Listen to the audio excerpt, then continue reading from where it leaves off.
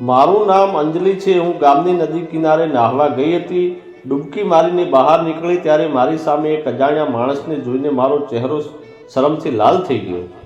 કારણ કે હું સફેદ સાડીમાં હતી. મેં તેને ત્યાંથી જવાનું કહ્યું, પરંતુ તે મને જોઈને મારી નજીક આવ્યો. મને પણ બેચેની થવા લાગી, એટલે એ મને ઉપાડી બંગલામાં લઈ આવ્યો. પછી મારી સાથે, હું એક વિધવા છું અને વિધવાની લાગણી વ્યક્ત કરવા જઈ રહી છું. મારા લગ્ન 1 વર્ષ પહેલાં થયા હતા. મારા પતિ 8 મહિનામાં જ મૃત્યુ પામ્યા હતા. ત્યાંથી મારા સાસરીઓ મારા વિશે સારું ખરાબ બોલવા લાગ્યા. તેઓ કહેવા લાગ્યા કે હું મનસુખ છું અને આવતા તેના પતિને ખાઈ ગઈ. મારી સાસુ અને મારી જેઠાણી મારી સાથે ખરાબ વર્તન કરવા લાગ્યા. મારા જેઠની મારા ખરાબ નજર હતી, કારણ કે હું આટલી નાની ઉંમરે સાવ એકલી પડી ગઈ હતી. મને સહારો આપવા માટે મારી પાસે કોઈ પુરુષ નહોતો. હું આખી રાત રડતી અને વિચારતી કે હું ભરી જવાનીમાં વિધવા થઈ ગઈ. મારા દિલની વાત સાંભળનાર કોઈ ન હતું. મારી જેઠાણી પણ મારી જાણી ગઈ હતી કે મારો જેઠ મારા પર ખરાબ નજર રાખે છે. ત્યાંથી ઘરમાં મારા માટે જીવવું મુશ્કેલ બની ગયું હતું. તે ઈચ્છતી હતી કે હું મારા સાસરાનું ઘર છોડીને મારી માતા પિતા પાસે જાઉં. હું આખો દિવસ ઘરનું કામ કરતી, તે પછી પણ મારી સાસુ અને જેઠાણી મને મેનાટોણા મારવાનું એક પણ તક છોડતી નહીં. મારી માતાનો પરિવાર પણ ખૂબ જ ગરીબ હતો. અમે 4 બહેનો અને 1 ભાઈ હતા. હું ઘરમાં સૌથી મોટી હતી. મારા માતા પિતાએ ખૂબ જ મુશ્કેલીથી મારા લગ્ન કરાવ્યા અને મારી 3 બહેનો છે જે લગ્નના લાયક છે.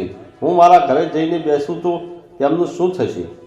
આ વિચારને મારું હૃદય ભાગી પડ્યું. જ્યારે પણ મારા જેઠને મોકો મળતો ત્યારે તેઓ મારી નજીક આવતા અને મને પૂછતા કે હું મારા દિવસો કેવી રીતે પસાર કરું છું. એક દિવસ ઘરે કોઈ ન હતું. મારા જેઠ ઘરે આવ્યા ત્યારે હું એકલી હતી. તેમણે મને કહ્યું કે આજે ઘરે કોઈ નથી. મને ખબર છે તું કેટલી ચિંતામાં છે, પણ તારી જેઠાણીના ડરને કારણે મને તારી જરૂરિયાતો પૂરી કરવાનો મોકો મળતો નથી. હું અંદરથી ખૂબ જ એકલી હતી અને હું મારી યુવાની કેવી રીતે પસાર કરી તે વિચારતી હતી. પરંતુ હજુ પણ મેં મારા જેઠ વિશે આવા વિચારો રાખ્યા ન હતા. મને મારા જીવનમાં એક એવો માણસ જોઈતો હતો જે મને સ્વીકારે અને ફરી લગ્ન કરે. હું કોઈ ગેરકાયદેસર સંબંધ ઈચ્છતી ન હતી. હું છેલ્લા 8 મહિનાથી એકલી રાત વિતાવતી હતી. તે જાણતા તે જેઠની મારા પર ખરાબ નજર છે. તે જાણતા છતાં હું કોઈ પણ મર્યાદા તોડવા માંગતી ન હતી, કારણ કે એકવાર સ્ત્રીનો બદનામ થઈ જાય તો તે સમાજમાં પોતાનો ચહેરો બતાવવાને લાયક નથી રહેતી. હું શહેરની છોકરી નહીં પણ ગામડાની છોકરી હતી. ગામમાં મારું જીવન મુશ્કેલ બની જશે અને આ બધા ખોટા લોકો મારા પર નજર રાખીને બેસશે. મેં કહ્યું, જેઠજી, તમે જે કહો છો તે બરાબર જ નથી. તમે અહીંથી ચાલ્યા જાઓ. ભલે હું અંદરથી એકલી છું, પરંતુ હું તમને કાપી શકતી નથી. તમે મારી પાસેથી ઈચ્છો છો. મારા જેઠે મને ખૂબ આશ્ચર્ય સાથે જોવા લાગ્યા. કહેવા લાગ્યા, તું હંમેશા મારી સામે તાકી રહે છે. મેં તને જોઈ છે. જ્યારે પણ હું તારી પાસે પસાર થાઉં છું તું મને જોઈતી રહે છે. તારા મનમાં શું છે તે બધું જ હું જાણું છું. તો પછી આજે નખરા કેમ દેખાડે છે? હું મનમાં વિચારવા લાગી, કદાચ કામ કરતી વખતે મારી નજર તેના તરફ જતી રહી હશે. આ મારી એકલતા હતી. હું ઈચ્છતી હતી કે કોઈ મને પણ જુએ. મનુષ્યો માટે આ ખૂબ જ સ્વાભાવિક છે, પણ કોઈ જોવામાં મને તેની સાથે સંબંધ બાંધવામાં ઘણો ફરક છે. મેં તેમને સ્પષ્ટ ના પાડી, કારણ કે તે ઘણી મુશ્કેલીમાં મુકાઈ ગયા હતા. તેના કારણે હું અત્યાર સુધી આ ઘરમાં રહી હતી. નહીંતર બાકીનો પરિવાર મને અહીંથી કાઢી મૂક્યા હોત. ત્યાંથી મેં ના કહ્યું કે તરત જ મારા પર મુસીબતનો પહાડ આવી ગયો. તેઓએ મને ઘરની બહાર ધકેલી દીધી. મજબૂરીમાં હું મારા માતા પિતાના ઘરે આવી. મારા માયકાવાળો પંચાયતનું આયોજન કરવા માંગતા હતા. તેને લાગ્યું કે તે મને તેના ઘરની બહાર કાઢી નાખશે. મારા સાસરિયા ઘરના બીજા કોઈને જેટલો અધિકાર છે તેટલો જ મારો અધિકાર છે. પણ હું મારા સાસરે જવા માંગતી ન હતી, કારણ કે હું ફરીથી જેઠનો સામનો કરવા માંગતી ન હતી. ત્યાંથી હું મારા માતા પિતાના ઘરે જ અહીં રહીને મેં કામ કરવાનું શરૂ કર્યું. ઈચ્છા વિના પણ મારી નજર ગામડાના લોકો તરફ જતી રહી. મેં વિચાર્યું કે કદાચ કોઈ મને પસંદ કરશે અને મારી સાથે લગ્ન કરશે. લગ્ન તો બધા પુરુષ નજીક આવતા હતા, પરંતુ હું બદનામ થવા માંગતી ન હતી. હું મારા સન્માન સાથે જીવવા માંગતી હતી. હું મારા માતા પિતાને મદદ કરી શકું તે માટે કામ કરવાનું શરૂ કર્યું. મારા લગ્ન પછી મારા માતા પિતાએ ફરી ક્યારેય મારે લગ્નની વાત ન કરી. તેઓએ મારી બહેનો માટે સંબંધ શોધવાનું શરૂ કર્યું. એક પછી એક મારી બહેનોના સંબંધ પણ નક્કી થઈ ગયા અને તેના લગ્ન પણ થઈ ગયા. હવે હું મારી માતા પિતા અને ભાઈ સાથે રહી ગઈ હતી. ગામની વિધવા સ્ત્રીઓ ઘણીવાર એકલી રહેતી હતી. આવી સ્ત્રીઓ સાથે કોઈ લગ્ન કરતું ન હતું. રાત્રે હું એકલી હોતી. હું ખૂબ જ રડતી. મને સમજાતું ન હતું કે મારા જીવનને કેવી રીતે વિતાવું. ત્યારે બાજુના ગામની ખબર પડી કે એક જમીનદારના ઘરે કામ મળી રહ્યું છે. હું કામ મળવાની આશા સાથે ત્યાં આવી હતી. મને મારા ગામમાં રહેવાનું મન ન હતું. એક ખાલીપણે મારા જીવનને એટલી હદે ઘેરી લીધું હતું કે મારો શ્વાસ ઘૂંટાવા લાગ્યો હતો. હું કોઈ પણ ભોગે માણસની નજીક જવા માંગતી હતી. કદાચ હું મારી એકલતાને જાણી ન હતી, કારણ કે જ્યારે પણ હું એક પુરુષ અને સ્ત્રીને એકસાથે જોતી ત્યારે હું મારા પતિને યાદ કરવા લાગતી અને મારા મનમાં ઉદાસી અનુભવવા લાગતી.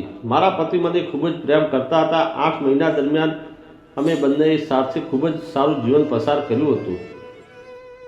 તેની સાથે ખૂબ જ ખુશ હતી. એક દિવસ તેમને એવો તાવ આવ્યો કે તે થોડા દિવસ બીમાર રહ્યા અને તેમનો જીવ ચાલ્યો ગયો અને હું એકલી અને લાચાર રહી ગઈ. મારા પતિના મૃત્યુ પછી બધી રાત મને ડંખ મારવાને દોડતી હતી.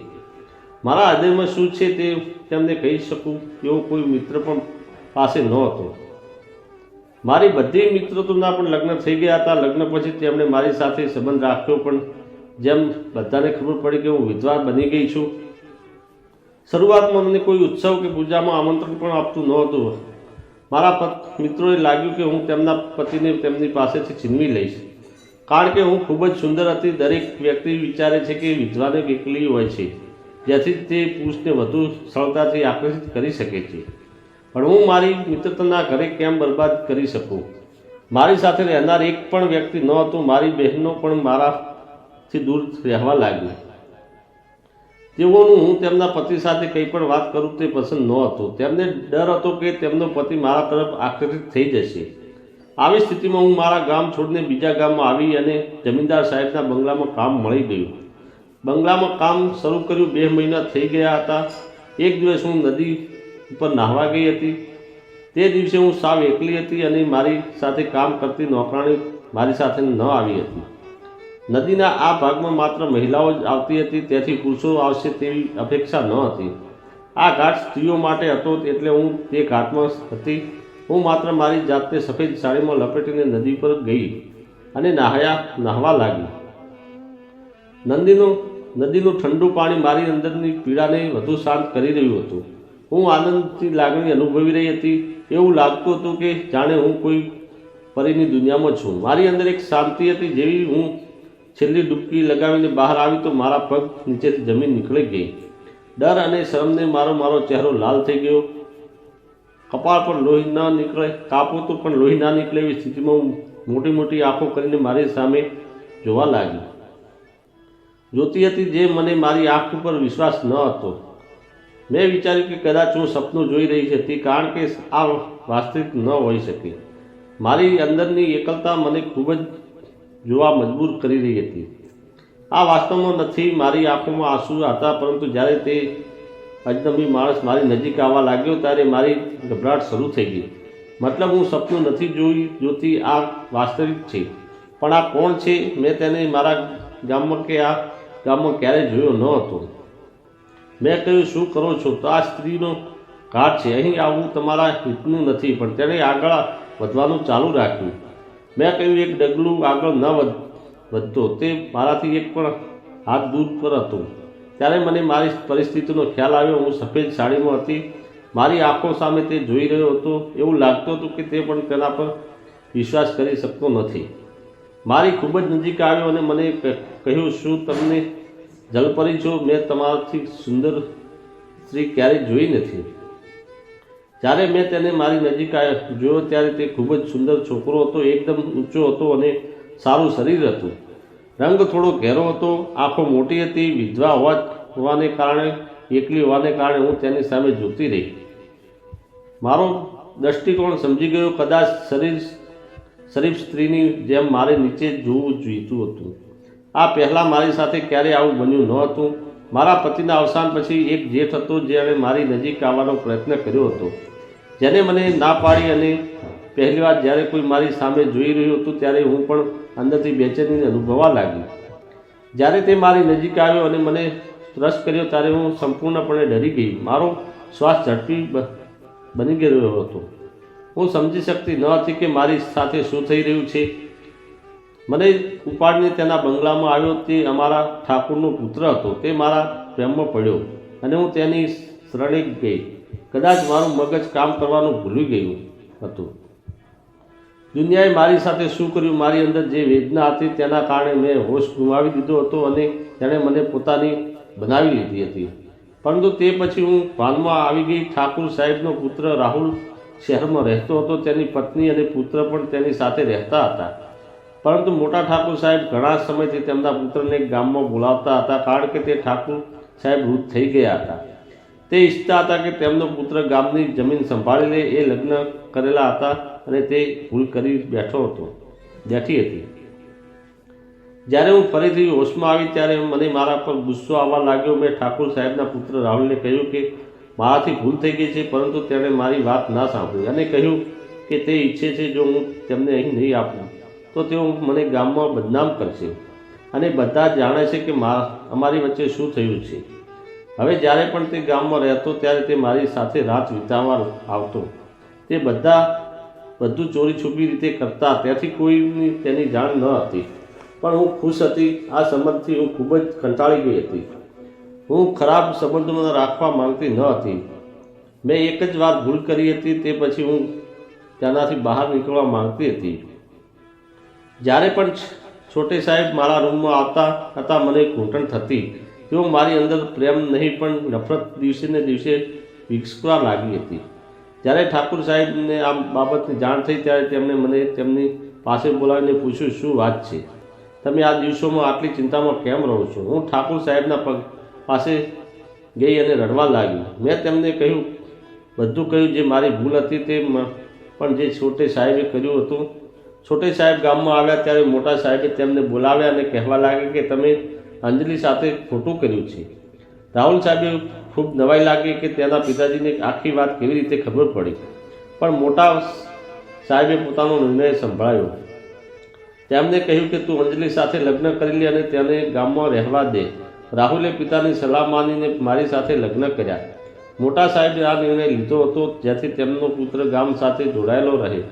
પરંતુ તે પછી મારા પતિ રાહુલે મારી ખૂબ જ કાળજી લીધી અને હું 5 મહિનામાં જ મા બનવાની હતી.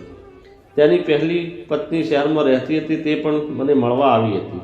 જોકે તે મારા અને રાહુલના સંબંધથી ખુશ ન હતી, પરંતુ તેના મોટા સાહેબનો નિર્ણય સ્વીકારી લીધો. ફરજ પડી હતી.